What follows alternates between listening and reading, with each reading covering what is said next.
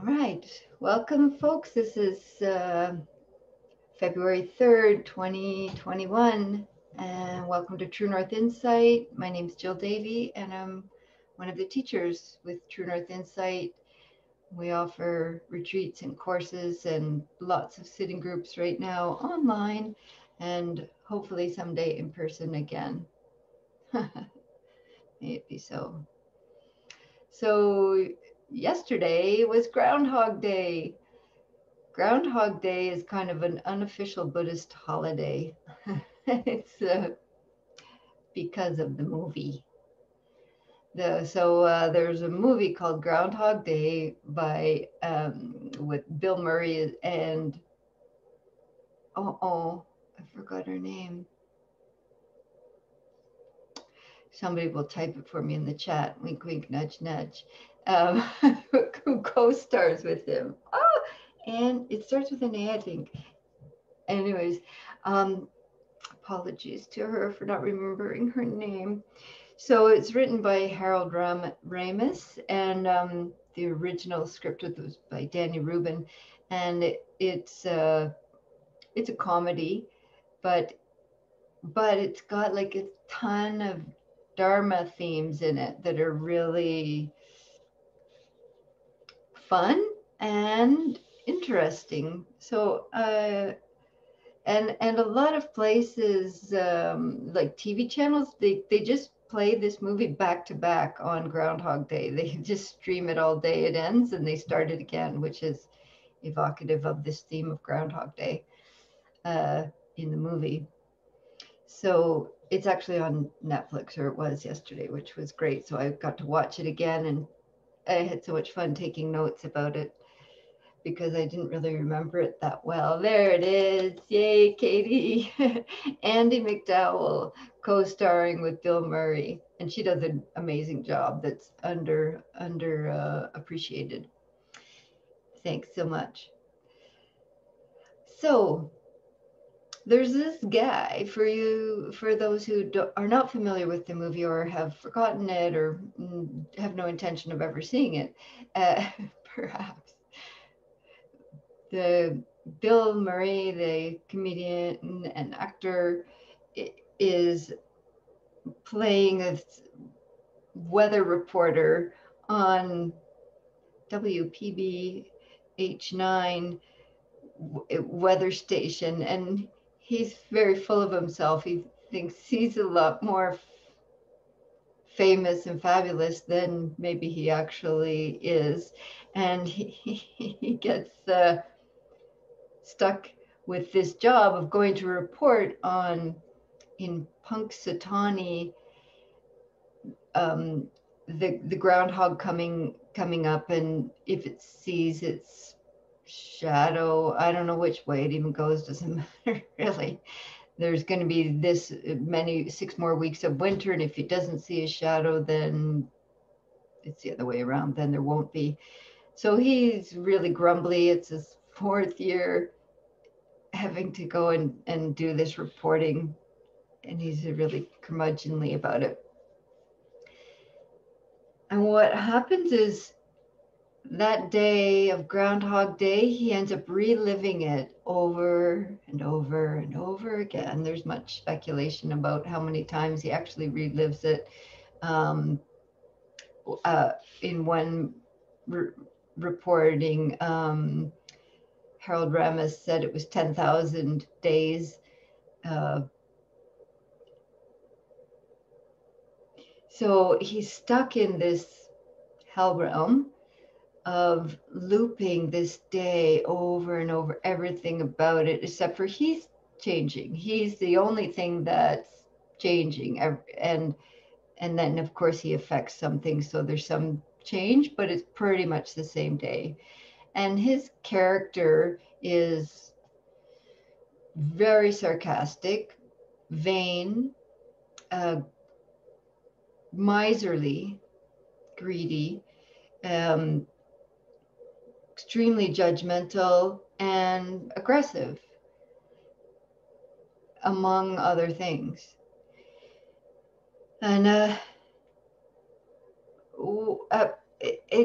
another interesting parallel of themes that happens in this movie is the stages of grief move all through this movie. So he starts first with the first stage of grief of denial, right? He's like, this can't be happening, which is pretty natural. I think we would all be like, no, that's not happening, and keeps testing it, trying to figure it out. So he's just in denial about it. And then hot on the heels of that comes anger, and he really starts to let his anger come up and take it out on other people. And when he realizes he's stuck in this loop, he just lets this, inner festering come out, because he's like, whatever, I have to wake up again the next day, and there's no consequences for this. So he just lets all this stuff out and does a lot of crappy things to people.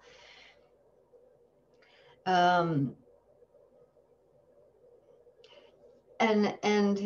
he starts to realize that there's no tomorrow, and that there's no consequences because there's no tomorrow. The only consequences happen within that one day, and nothing much really happens. And so in that, there's no karma. There's no residue to our actions. Karma, or kama in Pali, means, well, that's a lot to say what that means, but it's every thought, speech, action, even intention, has a residue, a ripple, has an effect in the world, because we're not isolated beings. And so when he realizes that there's no consequence, there's no outcome from his actions, then he just lets all this inner hostility come out in really, of course, harmful ways. And eventually he gets bored of that. It's like, he got to punch the guy, he got to, break things and steal things and crash a car and, do whatever, all this stuff. And it kind of, he has an infinite number of days, and eventually is like, well, I've done that. It kind of like burns itself out, runs its course. It's not getting, it kind of does it all. And then he's like, okay, now what? So then, of course, the gluttony comes, the desire. So we have greed and aversion, and he just consuming vast amounts of whatever. And yeah, greed, desire, not worrying about anything, lying, manipulating, stealing, scheming, really, because each day he can learn more about the other people that he's running into, and then manipulate them to get what he wants the next day and the next day. And so there's a whole bunch of this stuff. And so eventually, even all that greed and gluttony and desire runs out. He's like done it all, he's had it all, and he's still miserable. And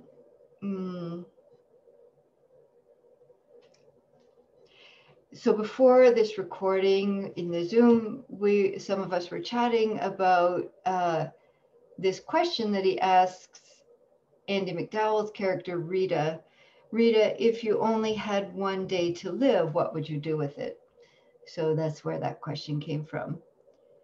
And it was quite touching, actually, to hear. Well, we did get a little magical about it. Well, I would transport myself to these other places that we want to go. But presuming we do not have magic at that time, if we had one day to live, and here we are in this day, everybody spoke some version of love and connection, being in nature, being really enjoying touch and love and food, and uh, uh, uh, most people spoke about nature or animal companions that are part of our circle of love. And that was interesting to hear that common thread of what we would do and where we would be and how we would practice waking up in that last day of waking up, or that last moment. Um, and some of us are, well, some of us, almost 400 of us, are in a course with Vinnie Ferraro on A Year to Live, as based on Stephen Levine's book of the same name. And that's a fabulous reflection on waking up.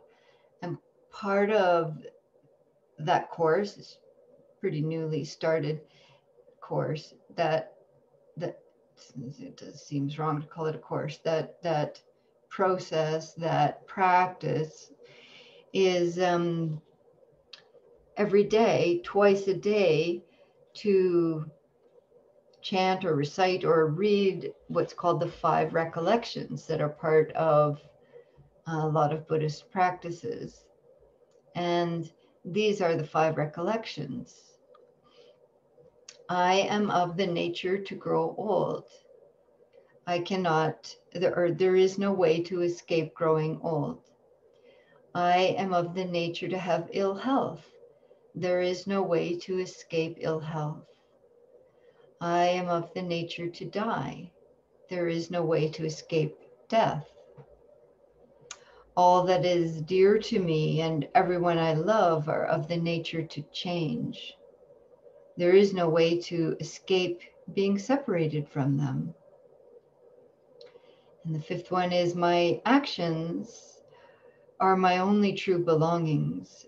I cannot escape the consequences of my actions. My actions are the ground on which I stand. This is a particular wording of it that they're using in this Year to Live, which is a little bit, they've changed it a bit. So my actions are my only true belongings. I have a little hesitation with that because it's not really your true it's not a belonging. But what that last one is about karma. It's saying that all that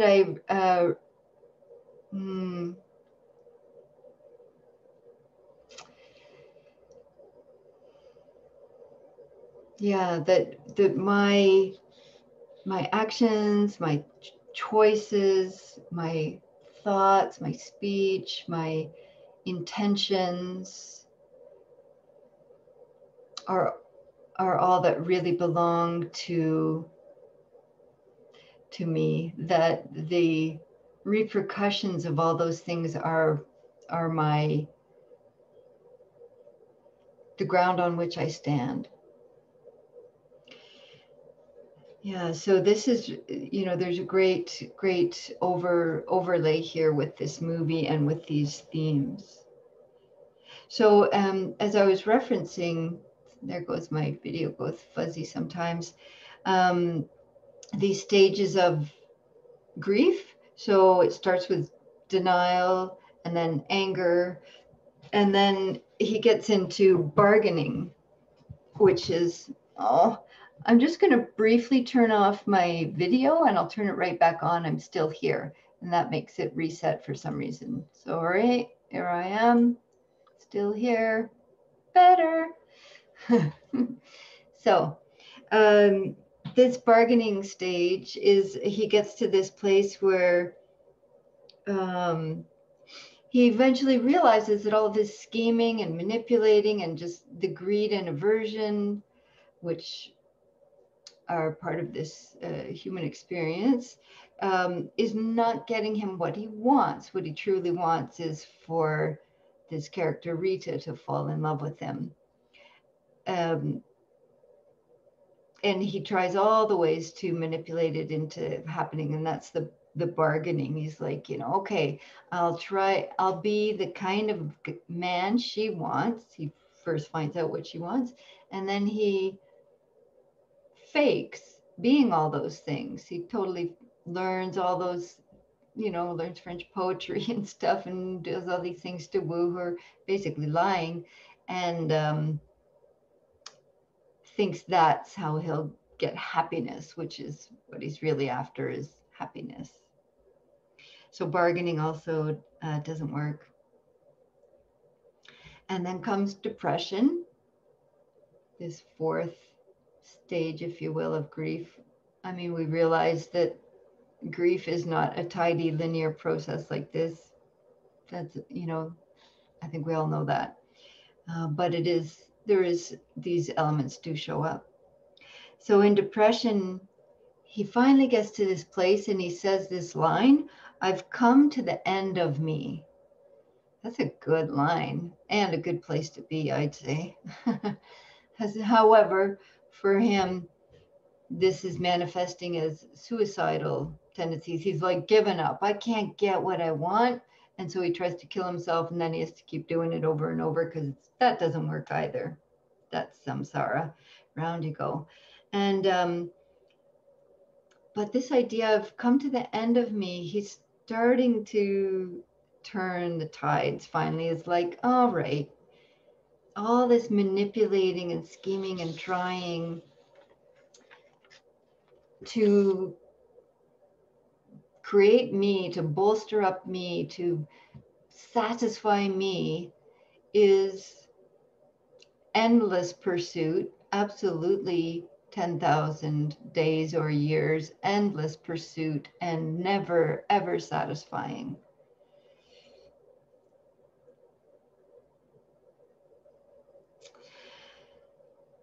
So eventually, after all those 4 stages, he gets to the stage that's called acceptance. And he finally tries honesty. Last resort.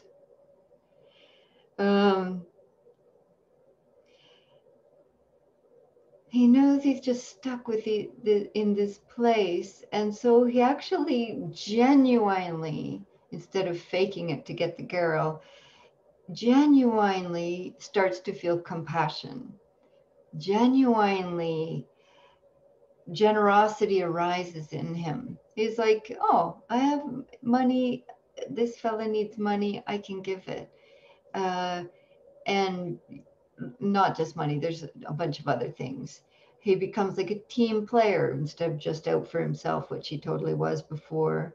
Very considerate, inclusive of other people, kind, helpful, happy, and creative. Also, he has all this time, so he learns all these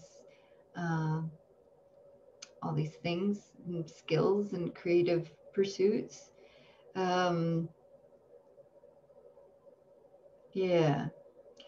And then there's this turning point close to the end of the movie where he actually at one point thinks he's a god. He says, well, I don't know if I'm the god, but I'm definitely a god. I'm immortal. And but then he realizes he can't save this one man's life. He's a very elderly man and not well. He does save other people's lives. Like there's this time when this kid falls out of a tree and he keeps catching him. I should say spoiler alert before, like I probably wrecked the movie for everyone. I'm just telling you everything. Oh dear. Spoiler alert.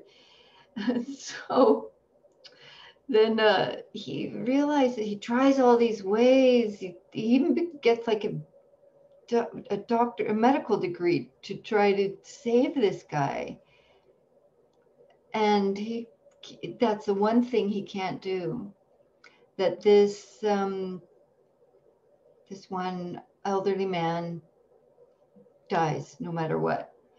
And then he realizes that death is just another part in the cycle of life, and that it's not me, he says, it's the universe. And this is what that question, what if you had only one day to live, what would you do with it? If we knew we had only 1 year to live, what are we going, what can we learn from that? And it feels morbid or uncomfortable to talk about death and dying sometimes, but actually it can really wake us up to living, which is the point of the exploration, is to wake us up to how we really want to live our last day, which is every day. He gets to the place where he starts to ask, is there anything I can do for you today? That might be a good thing to put on my list for what to do on my last day. Why don't I find out, what can I do for someone else? Anything I can do for you today? And so with this Groundhog Day analogy, you see, he doesn't see his own shadow side, right? His own shadow self, which we all have plenty of shadows. And part of our practice of waking up is waking up to our shadow, to our latent and hidden, it's called defilements of greed and hatred and delusion. And to see our shadow.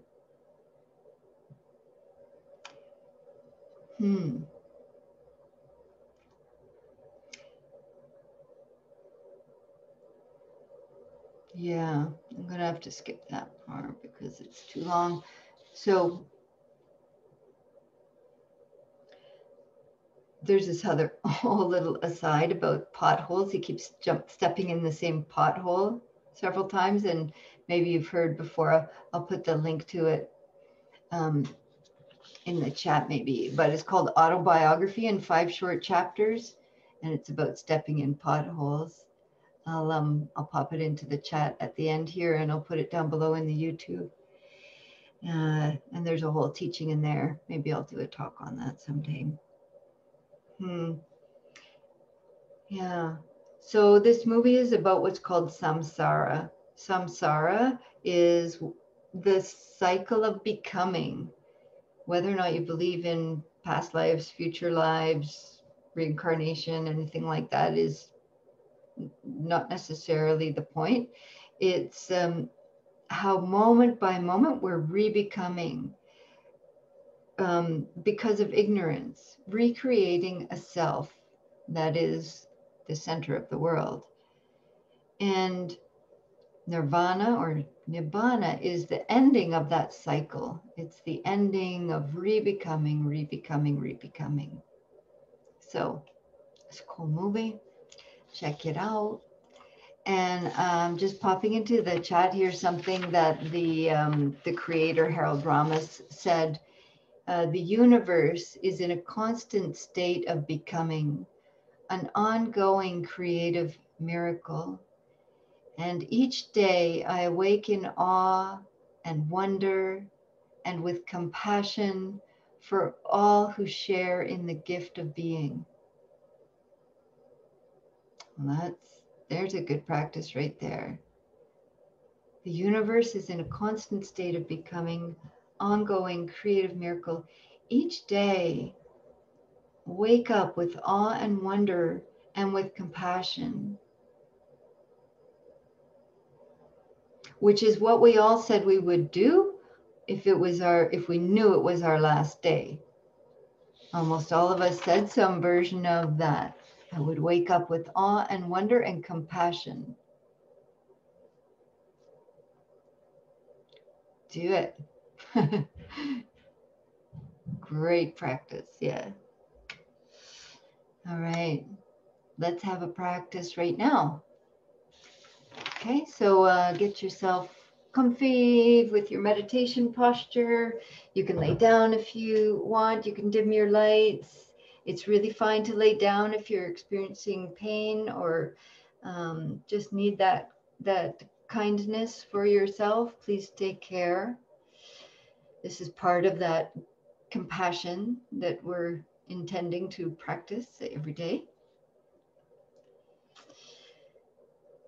Feel free to turn away from the computer if you've had a lot of screen time lately, or even if you just want to.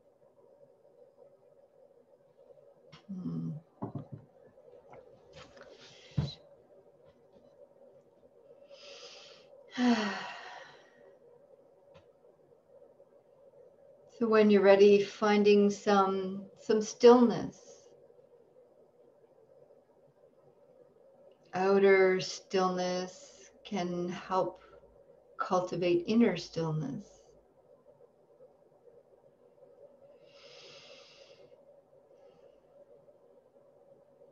And finding a posture for the eyes that helps bring some ease and attention.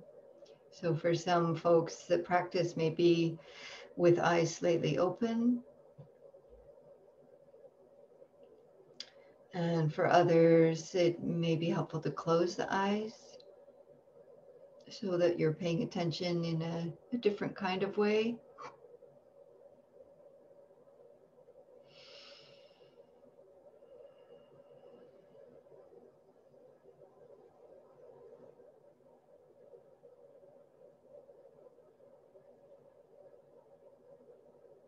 And then just take some time to feel your face, basically. Feel your head, your skull, your face. Notice if there's any tension there that isn't needed.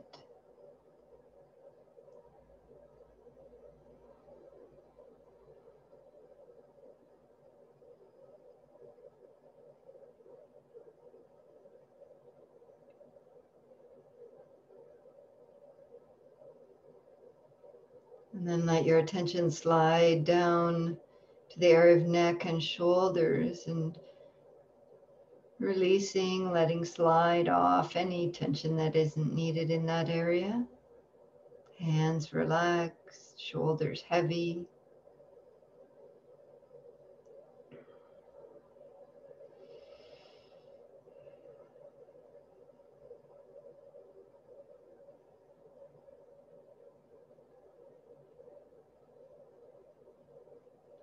Inviting a softness or release in the area of the heart center or belly center, or both. Sometimes this is described as soft front and upright back.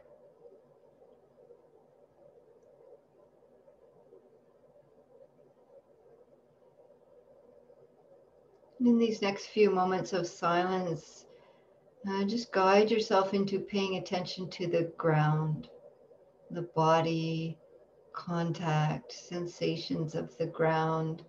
That's really showing us where we are in this present moment, here now.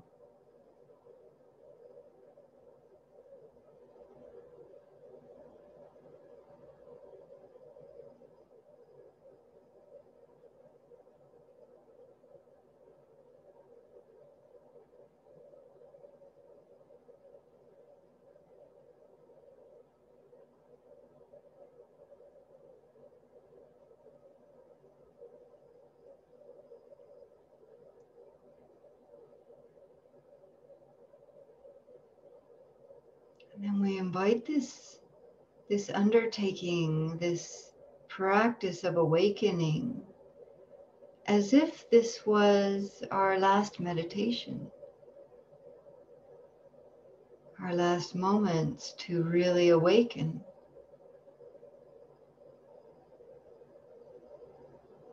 So we can feel the sensations of this body, just in a really open, spacious way. There's life happening here in this moment.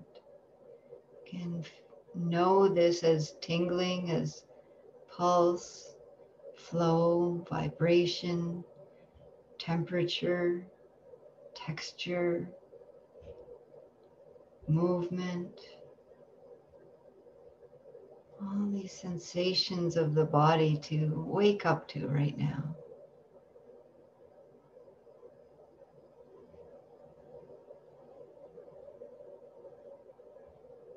Just this simple joy of feeling this body sitting here now.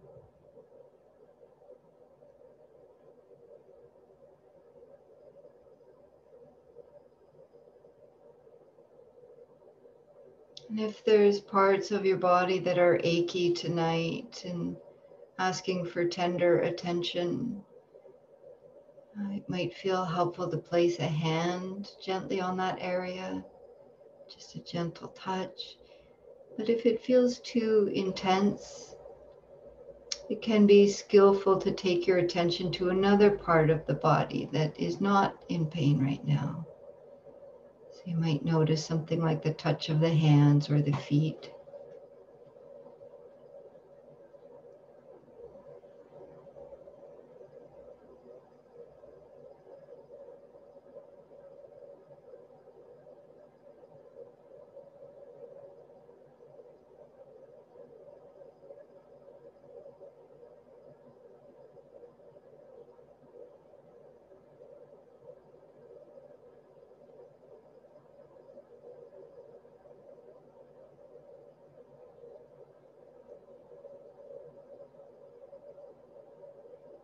Sometimes we can be living in the delusion, the unawakened space of feeling like every day is the same, especially these COVID-y days. Oh, there's a sameness to every day. We feel like we're stuck in a rut and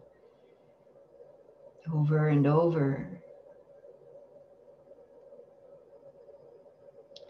And that can really come right down to this micro level of breath by breath.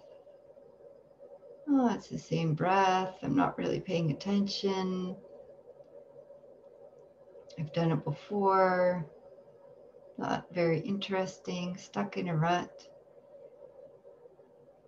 So let's practice really waking up for this next few minutes to each breath.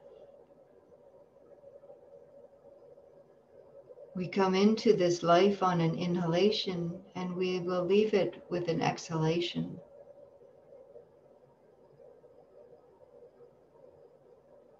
So each breath is like a little birth and life and death, arising, existing, passing. Let's practice waking up to just paying attention to each breath.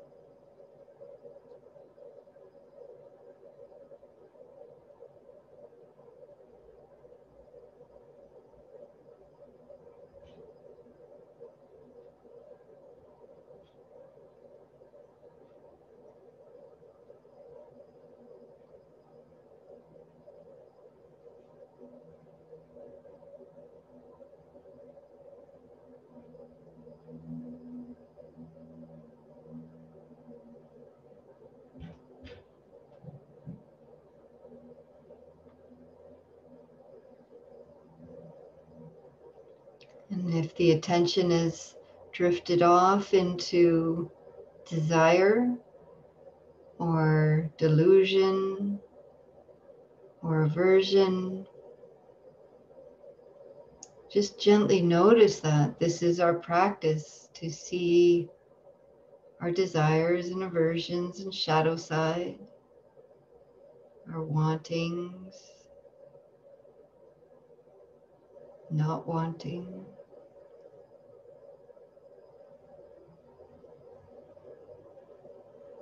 So not to quickly push anything away that's arising, but instead wake up to it.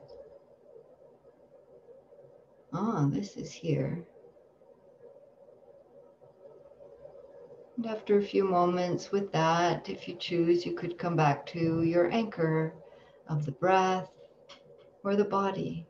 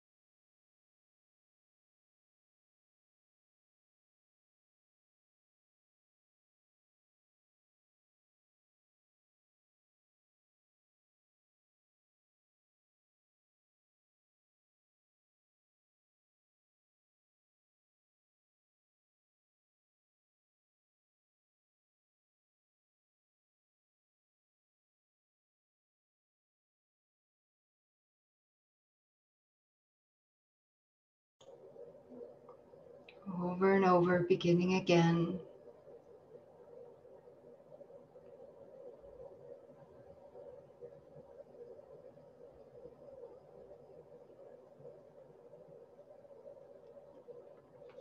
Beginning again with awe and wonder and compassion.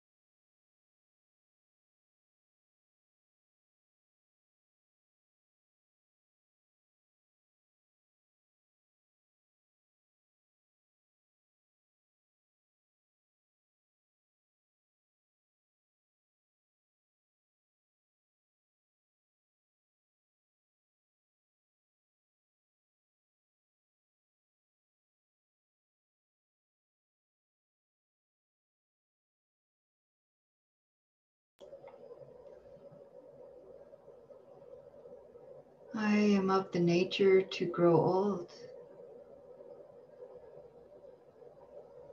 There is no way to escape growing old.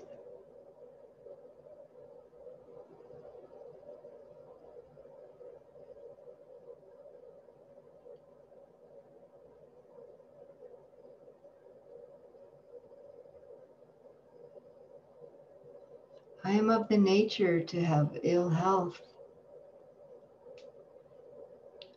There is no way to escape ill health.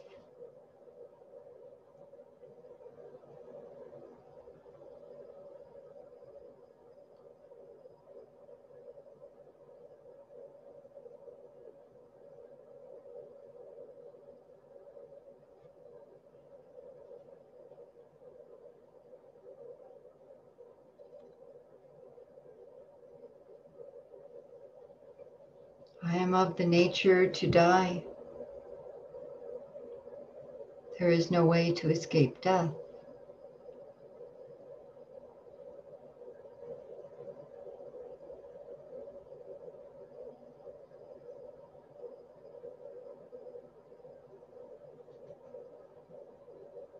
All that is dear to me and everyone I love are of the nature to change.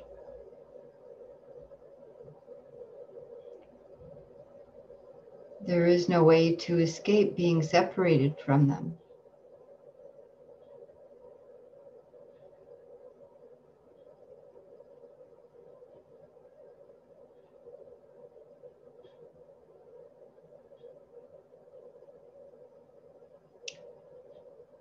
My actions are my only true belongings.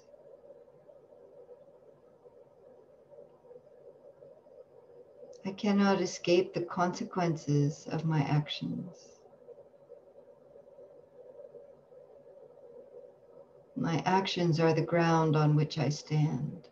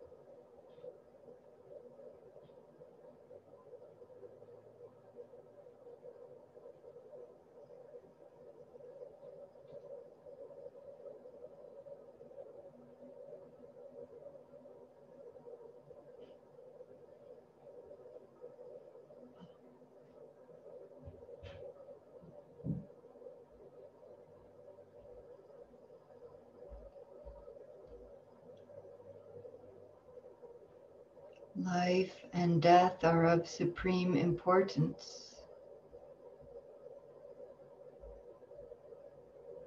Time passes quickly and opportunity is lost. Let us awaken. Awaken. I will not squander my life.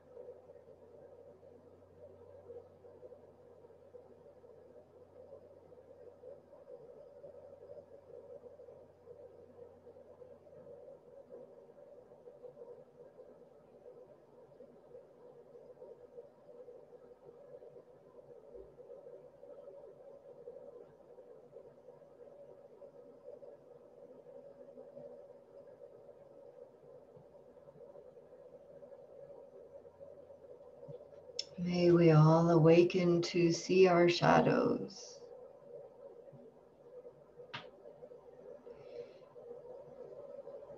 so that greed, hatred, and delusion don't become the puppeteers of our life.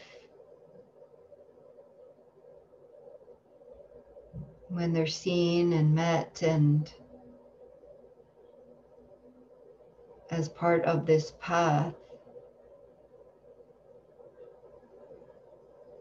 then our natural capacity for compassion and wisdom,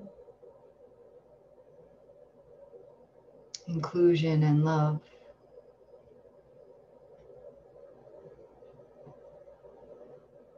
can guide each and every day.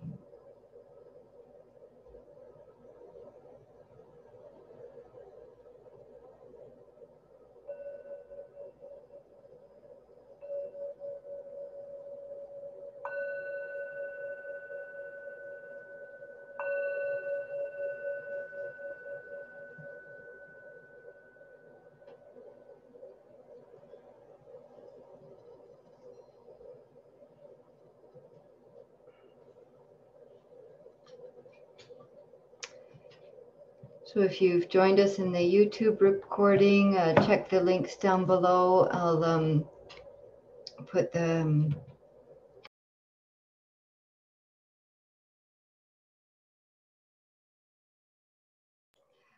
the quotes I mentioned, and also there'll be links there to offer support if you're able to, for myself or True North Insight. Thanks for joining us.